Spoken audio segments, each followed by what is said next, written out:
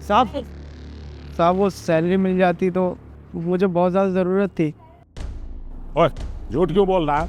तेरी सैलरी मैंने 4 दिन पहले ही धर्मेंद्र से भिजवा दी थी और सैलरी लेने के बाद भी तू बोल रहा है कि तुझे सैलरी नहीं मिली। अरे साहब मैं झूठ क्यों बोलूँगा, सैलरी 1 तारीख को मिलती है और आज 8 दिन एक्स्ट्रा हो गए हैं। मुझे ज़रूरत है तभी मैंने आपसे बोला है। इसका मतलब धर्मेंद्र पैसा लेके अय्यासी कर रहा है। अरे कहीं पार्टी क्लब में जाके दारू पी के पैसा उड़ा दिया होगा और इसको अभी तक पेमेंट नहीं किया। अरे मेरी तो किस्मत फूटी थी कि ऐसा निठल्ला दामाद मिल गया। बताओ अब वॉचमैन का पैसा भी उड़ा देता है। पापा पापा थोड़ा सा तो देखिए ना, वो आपके दामाद है और आप अपने दामाद की ऐसे बेइज्जती कर रहे हैं सिक्योरिटी गार्ड के आगे। कोई मिसअंडरस्टैंडिंग होगी, हम लोग सॉल्व कर लेंगे ना, यहाँ पर तमाशा मत करो। देख बेटिया, मैंने जरूर कुछ पाप किए होंगे कि मेरी किस्मत में ऐसा दामाद मिला है। अब तू क्या बात करती है? उसकी इज्जत करो। अरे उसकी इज्जत करूंगा तो इज्जत की इज्जत चली जाएगी, समझे? इसलिए वो जिस लायक है ना, मैं उसी लायक बोलूंगा। देखो तुम्हें ना तुम्हारे पैसे मिल जाएंगे, फालतू का तमाशा मत करो। चलिए पापा हम बहुत लेट हो रहे हैं। नहीं बेटिया, अब मेरा मूड खराब हो गया, अब मैंने जाऊंगा मार्केट। चल ऊपर।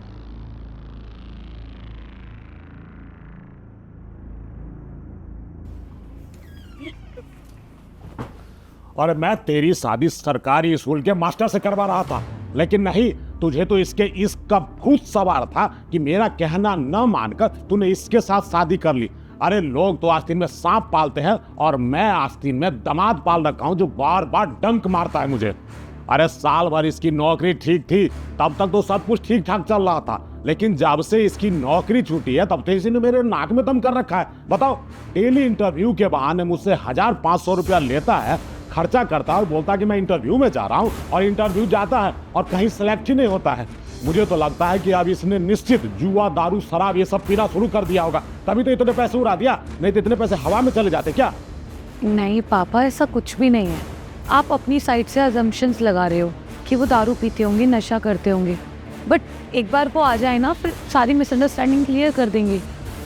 अरे मैं कुछ गलत नहीं समझ रहा। तू पत्नी बन गई है ना, इसलिए अपने पति की तरफदारी करती है। बेटिया मेरे को तो फुल डाउट है, इसने देखा होगा कि तू मेरी एक लौती बेटी है, इसको फांस लेता हूँ, उसके बाद तो जो भी मेरी संपत्ति है उसको हराम में मिल जाएगा ना। इस कारण ये नौकरी ना करने के रंग रंग के बहाने बनाता है, और आज तो इसने हद कर दी। बताओ, सिक्योरिटी गार्ड का पैसा मार लिया। बेटिया मुझे तो फुल डाउट है कि इसने ड्राइवर को भी पेमेंट नहीं दिया होगा। रुक, अभी ड्राइवर को बुलाता हूँ। जी साहब, आपने बुलाया? हाँ मैंने तुम्हें बुलाया। तुम्हें तुम्हारी सैलरी मिल गई? नहीं साहब, अभी तक तो नहीं मिली मुझे। मतलब तुम्हें सैलरी नहीं दी अभी तक धर्मेंद्र ने? नहीं साहब, अभी तक तो धर्मेंद्र सर ने पैसे नहीं दिए। उन्होंने बोला है उनके ना कहीं से पैसे आने वाले हैं, जब उनके पास पैसे आ जाएंगे ना तो वो मुझे दे देंगे। ठीक है, जाओ तुम। ठीक है साहब। देख ली बेटी अपने निठल्ले पति की करतूत है। अरे क्या क्या गुल खिला रहा है। सिक्योरिटी गार्ड का पैसा खा गया, अब ड्राइवर का भी पैसा खा गया। अरे बिटिया मुझे तो लगता है कि उसने तुझसे सिर्फ इस लोभ लालच में शादी की है कि तू तो मेरी इकलौती बेटी है, और किसी तरह तुझसे शादी करके मेरी सारी प्रॉपर्टी अपने नाम करवा ले। आज इस बात का फैसला हो ही जाएगा बिटिया, या तो वो इस घर में रहेगा या मैं। लो आ गए नवाब साहब, नवाबी करके। साक्षी गिलास पानी दे देना। अरे बेटिया पानी नहीं, अपने पति को जहर पिला दे, समझी, ताकि सारा झंझट ही खत्म हो जाए। ससुर जी आप ऐसे कैसे बात कर सकते हैं मुझसे?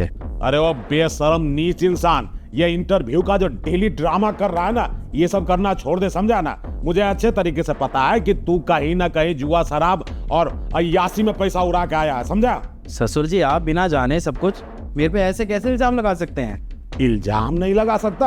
अरे मुझे अच्छे तरीके से पता है कि ड्राइवर और सिक्योरिटी गार्ड का पैसा कहीं उड़ा के आ रहा है। और कहाँ मर रहा था तू अभी तक? हाँ अरे बोल ना। हाँ ये जमीन में क्या नजर गड़ाए रखा है? सोना गड़ा हुआ क्या? मुझसे नजर से मिला के बात कर। कहाँ गया था तू? धर्मेंद्र बोलो ना, तुम चुप क्यों खड़े हो? प्लीज ऐसे चुप मत खड़े रहो। तुम्हें पता भी नहीं है कि तुम्हारे चक्कर में ना आज पापा और मेरी कितनी इंसल्ट हुई है। हम लोग मार्केट जा रहे थे ना, तो गार्ड ने बीच में टोक दिया कि पैसे कब दोगी मैडम, और पापा तो तुम्हें ऑलरेडी 4 दिन पहले पैसे दे चुके हैं। ड्राइवर को भी तुमने पैसे नहीं दिए हैं, तो फिर सारे पैसे गए कहाँ जब पैसे किसी को दिए ही नहीं है? साक्षी दरअसल मेरे एक दोस्त को ना पैसों की ज़रूरत थी। थैंक यू सो मच भाई। मेरी वाइफ प्रेग्नेंट है और मुझे समझ नहीं आ रहा कि मैं किससे पैसे मांगूँ। मैं तेरे पैसे नहीं है जल्दी लौटा दूंगा, बस 2-4 दिन में मेरी कमेटी खुल जाएगी। कोई बात नहीं यार, तो परेशान मत हो।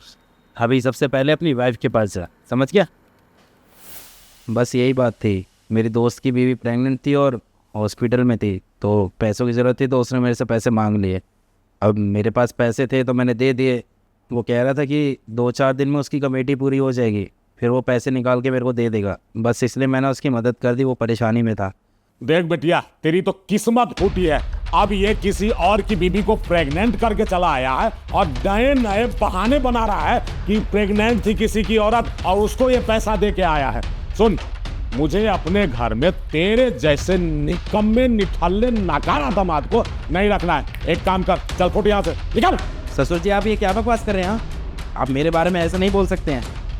मैं चुप हूँ तो इसका मतलब ये नहीं है कि कुछ भी इल्ज़ाम लगा दें आप मेरे ऊपर, और आप मुझे घर से निकलने के लिए कह रहे हैं। आप एक बात बताइए, अगर आप मेरे को घर से निकाल देंगे तो जाऊँगा कहाँ मैं? देख, ये रोना धोना अब मत कर, समझा ना?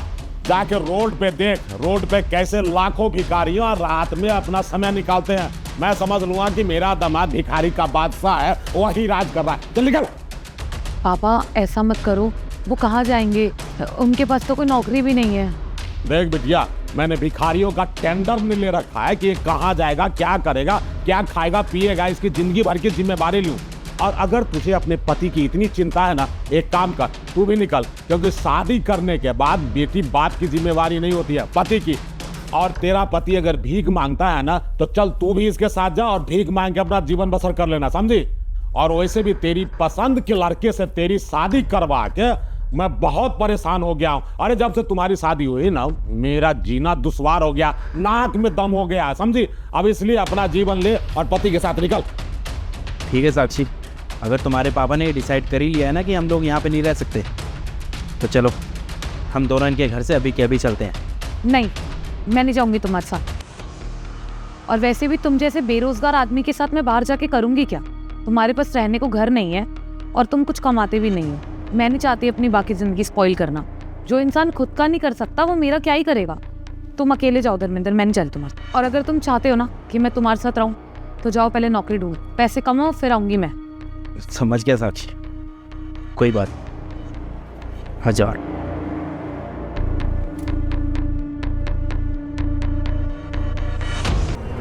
देखिए साक्षी जी, मैं आपसे झूठ नहीं बोलूँगा, काफ़ी ज़्यादा खून बह गया आपके फादर का, तो उन्हें इमीडिएटली ब्लड चढ़ाना बहुत ज़रूरी है।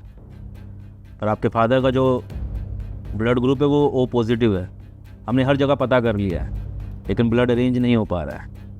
अब आखिरी ऑप्शन यही है कि कोई डोनर मिले जो ब्लड डोनेट कर सके। आप अपने रिलेटिव को पूछिए, अगर कोई ओ पॉजिटिव ब्लड ग्रुप मिल जाएगा तो ज़्यादा अच्छा रहेगा, वरना कोशिश तो हम लोग कर रहे हैं, काफ़ी मुश्किल हो जाएगी। डॉक्टर साहब, आप प्लीज़ चिंता मत करिए। मैं ना जितनी जल्दी हो सकता है डोनर ढूंढने का ट्राई करती हूँ, और आप भी प्लीज़ ट्राई करिएगा डोनर का। देखिए साक्षी जी, हम तो कोशिश कर ही रहे हैं। अब सिचुएशन आउट ऑफ कंट्रोल हो रही है, तो इसलिए मैंने आपको मजबूरी में बुलाया है। अगर आपका कोई रिलेटिव मिल जाएगा ओ पॉजिटिव ब्लड ग्रुप का तो ज़्यादा आसान रहेगा, वरना हम कोशिश कर रहे हैं, देख लीजिए अगर हो जाए तो आप बात कीजिए एक बार। क्या हो साक्षी, इतना अर्जेंटली मेरे को यहाँ पे क्यों बुलाया? फ़ोन पे तुम कुछ कह भी नहीं रही थी, सिर्फ रोती जा रही थी। सब कुछ ठीक तो है ना? नहीं धर्मेंद्र, कुछ भी ठीक नहीं है। तुम्हें नहीं पता है, पापा की हालत बहुत ज़्यादा ख़राब है। उनका ना एक्सीडेंट हो गया था, उनके सर पे चोट आई है और डॉक्टर ने बोला कि उनका बहुत ज़्यादा खून बह चुका है। अगर उन्हें इमरजेंसी में ओ पॉजिटिव ब्लड नहीं मिला तो फिर उनको बचना बहुत मुश्किल है। तो कुछ भी समझ में नहीं आ रहा धर्मेंद्र, मैं क्या करूँ? क्या? ये क्या बोल रही हो तुम? पापा जी का एक्सीडेंट हो गया? देखो तुम इतना परेशान मत हो, मुझे ये बताओ दिक्कत कहाँ आ रही है, क्या कहाँ है पापा? मैंने तुम्हें अभी तो बताया कि पापा को ओ पॉजिटिव ब्लड चाहिए, जो कि कहीं नहीं मिल रहा। डॉक्टर ने भी अपने कनेक्शन से बहुत ज़्यादा पता करा, बट कहीं अवेलेबल नहीं है। मुझे नहीं पता धर्मेंद्र, मुझे कहीं से कैसे भी ओ पॉजिटिव ब्लड चाहिए। भाभी, मेरा ब्लड ग्रुप ओ पॉजिटिव है, मैं दे सकता हूँ अंकल जी को ब्लड। क्या भैया सच में आपका ब्लड ग्रुप ओ पॉजिटिव है? आप दे दोगे मेरे पापा को ब्लड? हाँ भाभी, हम टाइम बर्बाद नहीं करते, चलिए जल्दी से अब। हाँ, चलो जल्दी चलो। अब कैसे हैं पापा जी आप? हाँ दामाद बाबू, अब ठीक हूँ। और आपका बहुत बहुत धन्यवाद। आपने और आपके मित्र ने मिल के मेरी जान बचा ली, नहीं तो आज मैं इस दुनिया में नहीं होता। अरे पापा जी, आप कैसी बातें कर रहे हैं? मेरा तो फ़र्ज़ बनता है ना आपकी मदद करना। अरे धर्मेंद्र भाई, ये ले तेरे पैसे जो तुझे अपने पापा जी को देने था। दामाद बाबू, ये कौन से पैसे दे रहे हैं आपके दोस्त?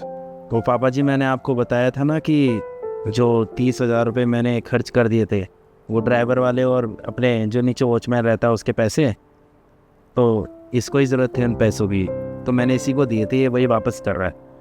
क्या आपने इनको पैसे दिए थे? हाँ अंकल जी, धर्मेंद्र बिल्कुल ठीक कह रहा है। अगर ये उस दिन मुझे पैसे न देता ना, तो मैं उस दिन बहुत बड़ी मुसीबत में फंस जाता। मुझे माफ़ करना दामाद बाबू, मैं आपको कितना गलत समझ रहा था।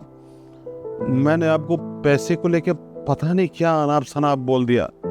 आप तो इनकी मदद कर रहे थे और मुझे लग रहा था कि आप मेरे पैसे लेकर मतलब कहीं ऐशबाजी कर रहे हैं, मतलब जुआ शराब में उड़ा रहे हैं। बस इस कारण मैं आपसे गलत व्यवहार कर रहा था, लेकिन आपने इंसानियत दिखाई और इंसानियत के कारण ही आज मैं बच पाया हूँ। आपने अपने दोस्त की मदद की और देखिए, दोस्त ने आपकी मदद की और उस मदद से मेरी जान बच गई। अब मुझे समझ में आ गया है दामाद बाबू कि पैसा ही सब कुछ नहीं होता है। एक इंसान को इंसान के नाते एक दूसरे की मदद करनी चाहिए। मुझे माफ़ कर देना दामाद बाबू, मैंने आपको बहुत अपशब्द कहे हैं। अरे कोई बात नहीं पापा जी, आप माफ़ी मत मांगिए। और वैसे एक खुशखबरी भी है कि मेरी जॉब लग गई है और अब मुझे किसी भी चीज़ की दिक्कत नहीं आने वाली है। बाकी हाँ, आपका ये कहना बिल्कुल ठीक था कि जब कोई इंसान काम नहीं करता ना, तो वो लोगों की नज़रों में बोझ बन जाता है। जैसे कि आपने मेरे को बताया था कि सोसाइटी वाले भी पीठ पीछे ताने मारते थे, बातें करते थे। तो जैसी बात है कि आपको भी ये बातें सुन के बहुत गुस्सा आती है क्या, इसलिए आप मुझसे कहीं ना कहीं ये सब बोलते थे। खैर कोई बात नहीं, अब आप माफ़ी मत मांगिए, अब सब ठीक हो जाएगा। बाकी साक्षी, अब मेरी नौकरी लग गई है तो अब हमें परेशान होने की कोई ज़रूरत नहीं है। अब तुम मेरे साथ चलना, मैं कहीं अच्छा सा फ्लैट ले लूँगा और हम दोनों वहाँ पे आराम से रहेंगे, ताकि पापा जी को भी अब कोई दिक्कत ना हो हमसे। नहीं दामाद बाबू, अब आपको कहीं जाने की ज़रूरत नहीं है। और अच्छा है, आपकी नौकरी भी लग गई है और इतने बड़े घर में मैं अकेले कैसे रहूँगा। देखिए, आप दोनों के अलावा मेरा कोई सहारा नहीं है। आप विश्वास रखिए, आज के बाद मेरा वैसा व्यवहार नहीं रहेगा जैसा मैंने आपसे पूर्ववत किया है। आप मेरे बेटे जैसे हो और बेटा बन के ही रहो बेटा। मैं बस अपने परिवार को एक साथ देखना चाहता हूँ। मेरी इतनी सी बात मान लो दामाद बाबू। चलिए ठीक है पापा जी, अगर आप इतना बोल रहे हैं तो आप बड़े हैं, मैं आपकी बात को टालूंगा नहीं। भगवान तुम्हें सदा खुश रखे।